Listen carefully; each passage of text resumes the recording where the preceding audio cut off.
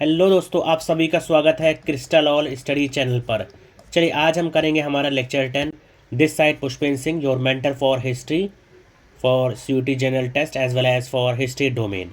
चलिए आज हम करेंगे हमारा लेक्चर 10 और लेक्चर 10 में हम डिस्कस करेंगे सूरत स्प्लिट के बाद के हमारे जो भी इम्पोर्टेंट हिस्टोरिकल इवेंट्स रहे हैं। तो अब देखिए सूरत स्प्लिट क्यों होता है। सूरत स्प्लिट बच्चों होता है कहीं ना कहीं जो मॉडरेट्स एज वेल एज जो भी एक्सट्रीमिस्ट लीडर थे, दोनों के बीच क्या होता है बेटा, डिफरेंसेस होते हैं। डिफरेंसेस किस चीज़ को लेके, आइडियोलॉजी के लेके कि हम आगे कैसे वर्क करने वाले हैं, आगे का क्या पाथ रहने वाला है, वेज क्या क्या रहने वाले हैं, मेथड्स क्या रहेंगे। तो देखिए इन्हीं दोनों को लेके क्या होता है, सूरत स्प्लिट होता है। सूरत स्प्लिट से बच्चा सबसे ज़्यादा फ़ायदा किसको मिलता है, ब्रिटिशर्स को। ब्रिटिशर्स तो वेट कर रहा था कि कब स्प्लिट हो, किसके बीच, मॉडरेट्स और एक्सट्रीमिस्ट के बीच। मॉडरेट्स को कौन लीड कर रहे थे उस समय बेटा, तो मॉडरेट्स लीडर्स में आपने देखा ही होगा, गोपाल कृष्ण गोखले, ठीक है, गोपाल कृष्ण गोखले। और इसी में दादा भाई नरोजी वगैरह भी इसी में आते हैं मॉडरेट्स में। एक्सट्रीमिस्ट में जो ट्रायो चल रही थी, लाल बाल पाल, लाल बहादुर शास्त्री, बाल गंगाधर तिलक और बिपिन चंद्र पाल। तो ये सारे लीडर्स थे और इनके बीच एक्सट्रीमिस्ट और मॉडरेट्स के बीच में बेटा यहाँ पर बहुत ज़्यादा उस सूरत में, खास करके कहाँ पे सूरत स्प्लिट होता है 1907 में, और सूरत में ही होता है। यही क्वेश्चन आएगा, ज़्यादा से ज़्यादा आएगा तो आपको ये पूछ लिया जाएगा कि सूरत स्प्लिट कहाँ हुआ था या फिर कौन से साल में हुआ था। तो आईएनसी यहाँ पर स्प्लिट कर जाती है दो पार्ट्स में, एक्सट्रीमिस्ट और मॉडरेट्स के बीच में। आपको लीडर्स मैंने बता ही दिया कि हाँ, लाला लाजपत राय थे, बाल गंगाधर तिलक थे और बिपिन चंद्र पाल थे, और दूसरी साइड यहाँ पर गोपाल कृष्ण गोखले मॉडरेट्स को लीड कर रहे थे। एटमॉस्फेयर वॉज, बेटा एटमॉस्फेयर बताएगी मतलब कैसा क्या हुआ कि बहुत ज़्यादा हैंगर आया, उसके बाद क्या होता है कि ये दोनों अपने अपने रास्ते हो जाते हैं। चलिए मूविंग ऑन फर्दर, गवर्नमेंट ने अब इसको कैसे रिस्पॉन्ड किया बेटा, इसका बहुत ज़्यादा एडवांटेज किसने लिया, ब्रिटिश सरकार ने लिया। एक्सट्रीमिस्ट को उन्होंने सप्रेस किया, क्या किया उन्होंने, सप्रेस करने की कोशिश करी, मैसिव अटैक करा एक्सट्रीमिस्ट लीडर्स पे। लाला लाजपत राय को बेटा मतलब ये था कि उन्होंने वो तो कहाँ चले गए, ब्रिटेन चले गए। लाला लाजपत राय कहाँ चले गए बेटा, ब्रिटेन। बिपिन चंद्र राय ने अपनी पॉलिटिक्स थोड़ा समय के लिए छोड़ दिया, और अरविंदो घोष भी सेम वही चीज़ हुआ उनके साथ भी, ठीक है।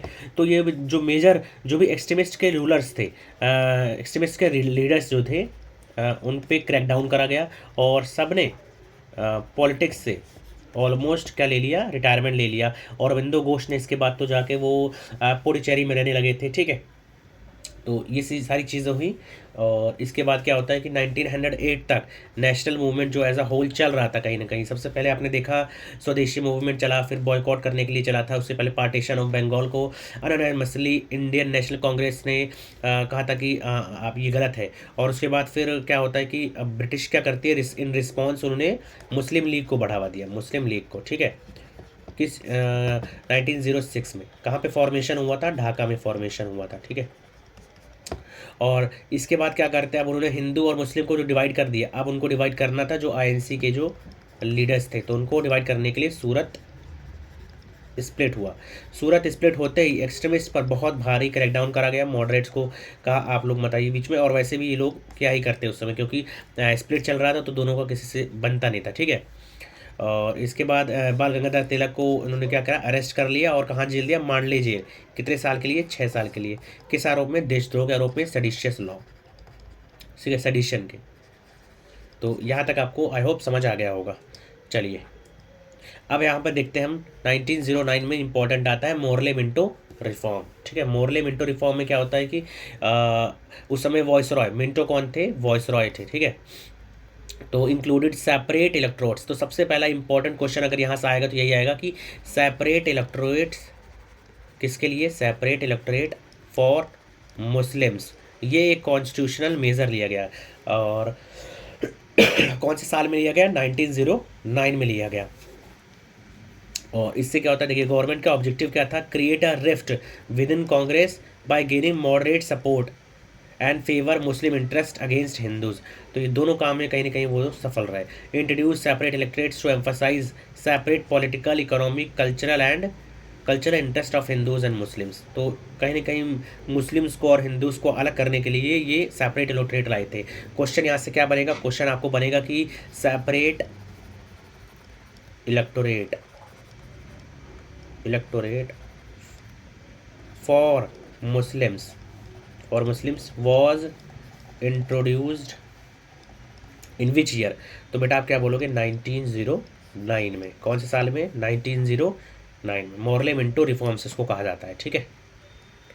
अब इंडियन लीडर्स का क्या रिएक्शन था, इंडियन लीडर्स डिससेटिस्फाइड, ठीक है, वो बहुत ज़्यादा डिससेटिस्फाइड पे। इसमें ज़्यादा आपको और डीपली नहीं जाना है, बहुत सारे पॉइंट्स और भी आए थे, लेकिन सेपरेट इलेक्टोरेट का आपको याद रखना है कि हाँ सेपरेट इलेक्टोरेट 1909 में लाया गया। चलिए अब हम देखेंगे यहाँ पर होम रूल मूवमेंट को। होम रूल मूवमेंट 1950 से 1960 तक स्टार्ट हो जाता है। और बाल गंगाधर, इसमें दो होम रूल मूवमेंट स्टार्ट हुई थी। एक हुई थी किसके द्वारा, एक हुआ था बाल गंगाधर तिलक के द्वारा, और दूसरा एनी बेसेंट, ठीक है, Annie Besant. Bal Gangadhar Tilak founded the Indian home rule league in Pune. ये बेटा सवाल आ जाएगा पुणे में, और कौन से साल में, 1916 अप्रैल में। तो ये आपको याद रखना, बाल गंगाधर तिलक ने पुणे में अप्रैल में 1916 में होम रूल मूवमेंट का स्टार्ट किया था। और एनी बेसेंट ने इसको स्टार्ट किया था कहाँ पर, कब किया था, सितंबर में 1916 में। और जो ये था एनी बेसेंट का होम रूल मूवमेंट था, ये मतलब ये था कि ऑल इंडिया मूवमेंट था। बट जो बाल गंगाधर तिलक था वो पुणे और बॉम्बे रीजन में कन्फाइंड रहा था। स्प्रेड इसका क्या रहता है, देखिए कैसे ये फैलता है। तो ये movement rapidly spread with home rule branches established across India.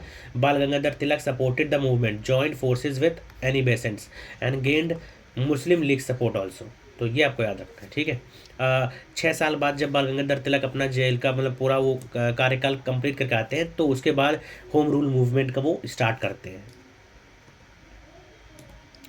चलिए अब यहाँ पर देखते हैं हम लोग 1916 का लखनऊ पैक्ट। लखनऊ पैक्ट किसके बीच हुआ था, कांग्रेस के बीच हुआ था और मुस्लिम लीग के बीच हुआ था, ठीक है बेटा। अब इस तरह का इस समय का देखो क्या आपको समझ आएगा कि हाँ इस तरह समझ चल क्या रहा है, कैसे अब हिंदू और मुस्लिम एक साथ आने की कोशिश कर रहे हैं, क्या ऐसे रीजंस थे। और इस समय तक गांधी भी अपना मतलब आ चुके थे, लेकिन as not as such in the politics, but yeah he was currently now in India. तो अब क्या होता है, देखो इस समय चल रहा होता है वर्ल्ड वॉर फर्स्ट, ठीक है। और ब्रिटिशर्स को नीड थी कि इंडिया उनको सपोर्ट करे। और दूसरी तरफ क्या होता है कि जो भी खलीफा होते हैं, जो मुस्लिम होते हैं, वो खलीफत में विश्वास रखते हैं। तो टर्की की खलीफत को छीन रहा था, कौन छीन रहा था, ब्रिटिशर्स छीन रहे थे।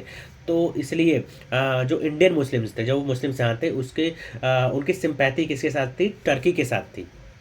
इसलिए मुस्लिम्स अब मुस्लिम्स किसके अगेंस्ट हो गए, ब्रिटिशर्स के अगेंस्ट हो गए। और हिंदूज भी ऑलरेडी किसके अगेंस्ट थे, ब्रिटिशर्स के अगेंस्ट थे। तो दोनों के जब एजेंडाज एक हो गए तो कहीं ना कहीं ये था कि हाँ यार एक साथ आना चाहिए, ठीक है। तो लखनऊ पैक्ट जो 1916 में आया, क्वेश्चन आएगा बेटा कब आया था, 1916 में। ये आपको याद रखना है, लखनऊ पैक्ट। क्या एम था इसका, aim that achieving Hindu Muslim unity, ठीक है। Congress and Muslim League held a joint session concluded the Lucknow pact. Congress accepted separate electorates, ठीक है। किसके लिए सेपरेट इलेक्टोरेट्स, जो मुस्लिम जो मांग रहा था कि हमें सेपरेट इलेक्टोरेट्स का, पहले कांग्रेस ने इसको रिजेक्ट कर दिया था, लेकिन अब उन्होंने एक्सेप्ट कर लिया, ठीक है। हम लोग इसको एक्सेप्ट करते हैं। अब इसका इम्पैक्ट क्या होता है बेटा, इसका इम्पैक्ट ये होता है कि हिंदू मुस्लिम यूनिटी वो देखने को मिलती है, ठीक है। और ब्रिटिश इससे जब बहुत ज़्यादा मतलब टेंशन में आ जाता है कि यार ये क्या हो रहा है। तो उसके बाद कहीं ना कहीं अब ब्रिटिश और ज़्यादा अपना रिफॉर्म्स लाएगी। तो आप वो पढ़ेंगे कैंप फोर्ट्स रिफॉर्म कैसे आते हैं, क्या क्या होता है उसमें। और increased Indian representation in the government and gradual self representation के बारे में वो बात करने लगे थे, लेकिन ऐसा सच कुछ हुआ नहीं था, ठीक है। बस प्रोमिसेस थे ब्रिटिशर्स के।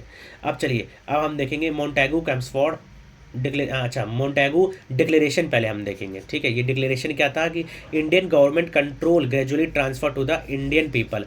तो जो भी इंडिया का गवर्नमेंट है वो अभी ब्रिटिश कंट्रोल कर रही थी, तो ग्रेजुअली धीरे धीरे वो इंडिया को ट्रांसफ़र कर दिया जाएगा, ठीक है। और ये किस लिए हुआ था, resulted from the Hindu Muslim unity exhibited in the Lucknow pact. इसको देखते हुए कहीं ना कहीं ब्रिटिश को समझ आ गया था कि इंडियंस को कुछ देना होगा, वरना क्या हो जाएगा, रिवॉल्ट हो सकता है, कुछ भी हो सकता है। और वो एट दिस मोमेंट वो नहीं चाहते थे, क्योंकि already they were busy in the world war one.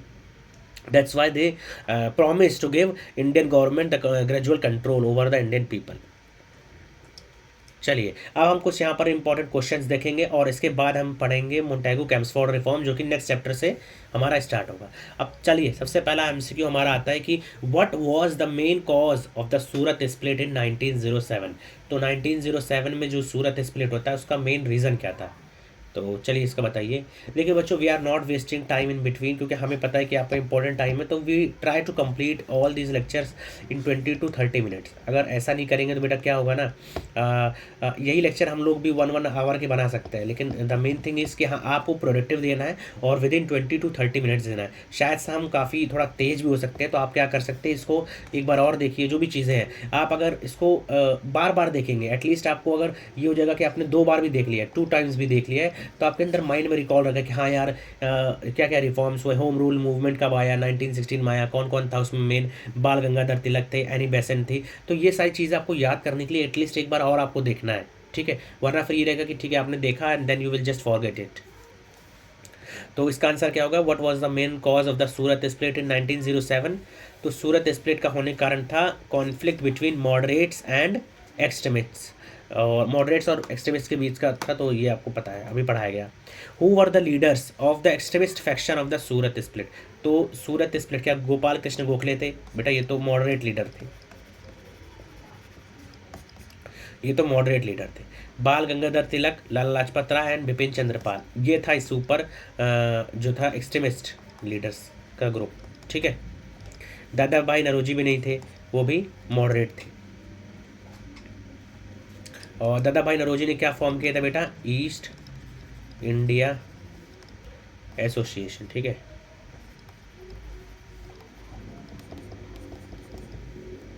और poverty and un British rule in India, ये भी बेटा किसने लिखा था, दादा भाई नरोजी ने लिखा था। चलिए नेक्स्ट क्वेश्चन आता है, what was the government's response to the Surat split. Surat split होने के बाद क्या होता है बेटा, मैसिव, ये आपको पढ़ाया गया इसी अभी आज के लेक्चर में, तो इसका आंसर एक सेकंड कहाँ गया, launching a massive attack, launching a massive attack on extremists, ये आपको याद रखना है, ठीक है। ये इंपॉर्टेंट क्वेश्चन था कि हाँ क्या हुआ। What did the Morley Minto reforms of 1909 introduce. तो 1909 में क्या इंट्रोड्यूस करा था, स्वराज को इंट्रोड्यूस करा। बेटा स्वराज तो नहीं इंट्रोड्यूस करा था, स्वराज के बारे में आपने मैंने पढ़ाया 1906 में, ठीक है। दादा भाई नरोजी ने इसको एज अ गोल डिक्लेयर किया था, दादा भाई नरोजी ने, ठीक है। कौन से सेशन में, कलकत्ता के सेशन में। कलकत्ता का सेशन कब हुआ था, 1906 में हुआ था। बनारस सेशन कब हुआ था, इससे पहले 1905 में, ठीक है। Separate electorates for Muslims, economic development measures, complete independence, ये तो बेटा कभी नहीं। इसका आंसर है सेपरेट इलेक्ट्रेट्स फॉर मुस्लिम्स, ठीक है। Why did the government introduce separate electorate in Morley Minto reforms. Morley Minto reforms में क्यों सेपरेट इलेक्ट्रेट्स के बारे में लाया गया, to promote unity between Hindus and Muslim, to emphasize separate interest of Hindus Muslims, to encourage joint representation in election, to ensure fair representation। तो बेटा क्या आंसर हो जाएगा इसका, मोर्ले मिंटो रिफॉर्म्स में क्यों सेपरेट इलेक्ट्रेट लाया गया, to emphasize separate interest of Muslims and Hindus. बेटा ये जानी जा रही स्ट्रेटजी थी। मोर्ले मिंटो रिफॉर्म्स कब लाया था, 1909 में। सूरत स्प्लिट कब हुआ, सूरत स्प्लिट 1907 में हुआ था, ठीक है, ये आपको याद रखना है। Who founded the Indian Home Rule League in Pune in 1916। तो इसका आंसर क्या होगा, अभी आपको पढ़ाया गया, बाल गंगाधर तिलक, ठीक है, ये आपको याद रखना, बाल गंगाधर तिलक, ठीक है। And Swaraj is my birth right and I shall have it, Swaraj is my birth right and I shall have it, ये किसने बोला था, बाल गंगाधर तिलक ने बोला था, ठीक है। ये भी आपको याद रखना है। केसरी और मराठा, दो इनके न्यूज़पेपर भी थे, केसरी और मराठा। इन्होंने गणपति फेस्टिवल भी स्टार्ट किया था, किसने, बाल गंगाधर तिलक ने फेस्टिवल।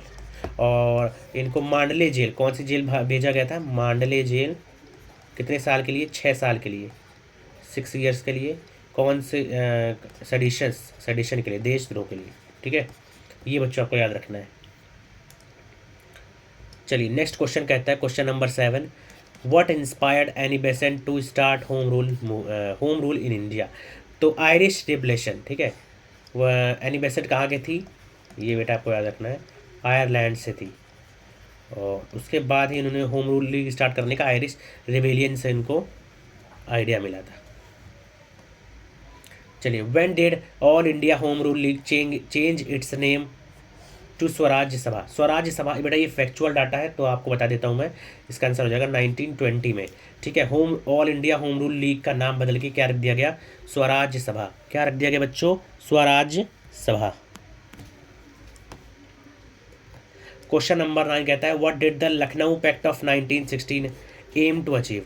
लखनऊ पैक्ट क्या करना चाहता था बेटा, वो चाहता था हिंदू मुस्लिम यूनिटी, ठीक है, वो चीज़ उनको दी गया कि हाँ लखनऊ पैक्ट के अंडर हिंदू मुस्लिम यूनिटी को दिखाया गया।